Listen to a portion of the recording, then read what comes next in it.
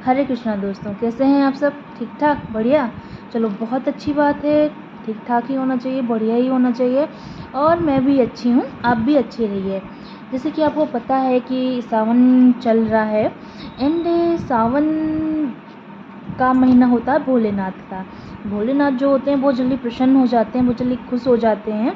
लेकिन सावन का महीना इसलिए विशेष महत्वपूर्ण होता है कि कहा जाता है पुराणों में, शास्त्रों में, कि अगर सावन के महीने में हम महादेव की पूजा अर्चना करते हैं तो महादेव और जल्दी प्रसन्न होते हैं। वैसे भी बहुत जल्दी खुश हो जाते हैं और सावन के महीने में तो और ही जल्दी खुश हो जाते हैं।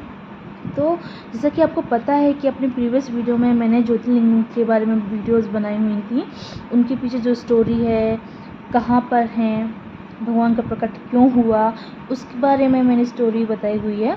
तो आज मैं आपके लिए लेके आई हूँ भगवान शिव के नेम। वैसे तो पुराणों में, शास्त्रों में महादेव के अनेक नाम हैं, लेकिन शास्त्रों पुराणों की माने और देखें तो महादेव के 108 नाम विशेष रूप से महत्वपूर्ण रखते हैं। तो इन्हीं नामों के बारे में चर्चा करेंगे अपनी वीडियो में और देखेंगे किस नाम का क्या मतलब है और वो नाम क्यों पड़ा महादेव का। 108 नाम जो हैं जिनके बारे में चर्चा करने वाली हूँ। तो चलिए जानते हैं कि महादेव की ये जो नाम है उनका क्या महत्व है। लेकिन उसके पहले मैं अपनी वही पुरानी बात बोलूँगी कि चैनल सब्सक्राइब कर देना, वीडियो लाइक कमेंट शेयर कर देना। बस इतना ही करना, ज़्यादा कुछ नहीं करना। और ये सब एकदम फ्री है, इसमें कोई कॉस्ट नहीं लगता, तो निसंकोच कर दिया करिए, ठीक है। महादेव के अनेक नाम में से 108 जो महत्वपूर्ण नाम हैं उनमें से शिव है, महेश्वर है, पिनाकी है, पशुपतिनाथ है, नीलकंठ है, अंबिकानाथ हैं, कमाली है, कपाली है। ये बहुत सारे नाम हैं। तो एक एक का नाम लेके हम जानेंगे कि क्यों भगवान शिव को ये नाम मिला या इस नाम के पीछे कौन सी कथा आती है। तो जैसे सबसे पहले हम लेते हैं पिनाकी। महादेव के अनेक नाम में से एक नाम है पिनाकी या पिनाकधारी। ये नाम भगवान शिव को कैसे मिला? तो महादेव ने एक धनुष का निर्माण किया था जिसका नाम था पिनाक। यह धनुष जो था वो इतना ज़्यादा पावरफुल था, इतना कि उसके सिर्फ टंकार से बादल फट जाते थे, भूकंप आ जाता था, हर जगह त्राही त्राही मच जाती थी। इतना ज़्यादा पावरफुल था ये पिनाक जो धनुष था और भगवान शिव ने स्वयं इसका निर्माण किया था। कहते हैं ये वही धनुष है जिसका इस्तेमाल से या जिसका प्रयोग से भगवान शिव ने त्रिपुरा नामक एक राक्षस का वध किया और उसकी 3 नगरियां थीं उसको ध्वस्त किया और त्रिपुरा नामक राक्षस का वध किया। पिनाक ही वह धनुष है जिसका वर्णन हमको रामायण में भी मिलता है कि जब माता सीता का स्वयंवर हो रहा था उस टाइम पे भगवान राम ने जिस धनुष को उठाया था वह यह धनुष ही था जिसे त्रिपुरासुर के वध के बाद देवव्रत हुए हैं उनको दिया गया था रखने के लिए, उसे सुरक्षित रखने के लिए। तो ये पिनाक का जो वर्णन आता है वो हम रामायण में भी देखते हैं। पशुपतिनाथ भी महादेव के अनेक नाम में से एक नाम है। पशुपतिनाथ का मतलब हुआ है पशुओं के नाथ, पशुओं के नाथ, पशुओं के स्वामी, पशुओं के ईश्वर। लेकिन इसका मतलब ये नहीं है कि महादेव सिर्फ पशु पक्षियों के ही ईश्वर हैं। इधर पे पशुपतिनाथ का मतलब है कि महादेव जो हैं वो हर एक के ईश्वर हैं। चाहे वो हाथी हो, घोड़ा हो, मनुष्य हो, कुछ कोई भी जीव जंतु क्यों ना हो, वो उन सब के ईश्वर हैं महादेव। इसलिए उनको यानी कि महादेव को पशुपतिनाथ भी कहते हैं। महादेव को आदिदेव भी बोला जाता है। आदिदेव का मतलब होता है प्रथम, जिसके पहले कुछ भी ना हो, प्रथम। और महादेव के लिए कहा जाता है कि जब कुछ भी नहीं था तब भी महादेव थे, जब कुछ भी नहीं होगा तब भी महादेव होंगे, और सत्यम शिवम सुंदरम भी महादेव के लिए ही कहा जाता है। महादेव का मतलब हुआ जो अजन्मे हैं, यानी कि आदिदेव के लिए अजन्मे हैं, अविनाशी हैं, अमर हैं। जब कुछ नहीं होता तब भी शिव होते हैं, जब सब कुछ होता तब तो महादेव होते ही होते हैं, और जब कुछ नहीं होगा तब भी आदिदेव यानी कि महादेव होंगे। और जो एक सत्य है वो सिर्फ महादेव हैं, शिव हैं। उसके अलावा जो कुछ भी है वो सब माया है, भ्रम है।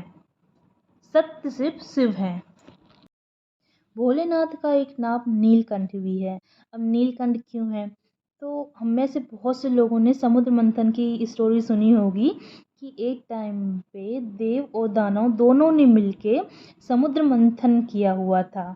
ठीक है, तो उसकी स्टोरी बहुत लंबी है, बट मैं नीलकंठ नाम क्यों पड़ा वो बता रही हूँ शॉर्ट में। तो जब समुद्र मंथन किया तो उससे हरा विष निकला। ये विष इतना ज़्यादा प्रचंड था, इतना ज़्यादा स्ट्रॉन्ग था कि संपूर्ण ब्रह्मांड को नष्ट कर सकता था। जब देखा कि ये जब जहर निकला है, हलाहल निकला हुआ है, तो इसको ग्रहण करने वाला कोई नहीं। सब ने मना किया, अब क्या होगा, सब चिंतित थे। उस समय महादेव आते हैं, सब महादेव की स्तुति करते हैं कि महादेव आप इस संकट से बचाएं। जो देवी देवता थे वहाँ पे, तो महादेव आते हैं और इस हलाहल को वो ग्रहण करते हैं और अपने कंठ पे लेते हैं, जिस वजह से उनका कंठ यानी कि महादेव का जो गला था वो ब्लू हो जाता है। इस वजह से महादेव को नीलकंठ भी बोलते हैं। और ये स्टोरी जो बहुत लॉन्ग में है, मुझे बहुत अच्छी लगती है, बट यहाँ पे मैं सिर्फ नीलकंठ क्यों नाम पड़ा वो बता रही हूँ। बट पूरी स्टोरी अगर आप बोलेंगे तो मैं पूरी स्टोरी बताऊँगी कि क्यों हुआ था समुद्र मंथन, समुद्र मंथन के पहले क्या हुआ था, क्यों, और बीच बीच में उसमें घटनाएं आती हैं। विष्णु जी भी हैं वहाँ पे, अपना अवतार लिए हैं वहाँ पे, और भी बहुत कुछ है। अगर आप बोलेंगे तो मैं पूरा डिटेल वीडियो बना दूंगी समुद्र मंथन के बारे में, बट यहाँ पे मैंने बहुत शॉर्ट बताया हुआ है कि महादेव का नाम नीलकंठ क्यों पड़ा, क्योंकि हलाहल विष जो था उन्होंने ग्रहण किया था, और जिस वजह से उनका जो गला था वो ब्लू कलर का हो जाता है, इसलिए महादेव को नीलकंठ भी बोलते हैं। भोलेनाथ का एक नाम आशुतोष भी है। आशु मतलब होता है शीघ्र, जल्दी, और तोष का मतलब होता है तुष्ट हो जाना, प्रसन्न हो जाना। तो महादेव जो हैं बहुत जल्दी खुश हो जाते हैं, प्रसन्न हो जाते हैं, इसलिए महादेव को आशुतोष भी कहते हैं। अब इसे हम इस तरीके से समझ सकते हैं कि और जो देवी देवता हैं उनकी जो पूजा अर्चना होती है उनकी विधियाँ बहुत लंबी चौड़ी होती हैं। ठीक है, लेकिन महादेव के लिए कहा जाता है कि महादेव एक जल लोटे का भी चढ़ाओ उससे भी खुश हो जाते हैं। ठीक है, बेलपत्री चढ़ा दो, धतूरे के जो फूल आते हैं पुष्प और जो फ्रूट्स वगैरह आते होंगे हैं, उनको चढ़ा दो, महादेव उससे भी प्रसन्न हो जाते हैं। महादेव बहुत जल्दी खुश हो जाते हैं, इसलिए उनका नाम है आशुतोष। रुद्र और जटाधर भी महादेव का ही नाम है। रुद्र का मतलब होता है कि जो दुख का नाश कर दे। ठीक है, और जटाधर मतलब हुआ कि जो जटाओं को धारण किए हुए हैं। तो महादेव के बारे में सभी जानते हैं कि महादेव जटाएं लिए हुए हैं, उसमें बंधी, उनके जटाएं बंधी भी हैं, एंड उन्हीं जटाओं से गंगा जी निकल रही हैं। जटाओं पे ही, महादेव की जटाओं पे ही गंगा जी का निवास स्थान है, तो इसलिए महादेव को जटाधर भी बोलते हैं। महादेव सभी प्रकार के दुखों का नाश करते हैं, इसलिए उन्हें रुद्र भी कहा जाता है। अब बात करते हैं कि महादेव को त्रिपुरारी क्यों बोला जाता है।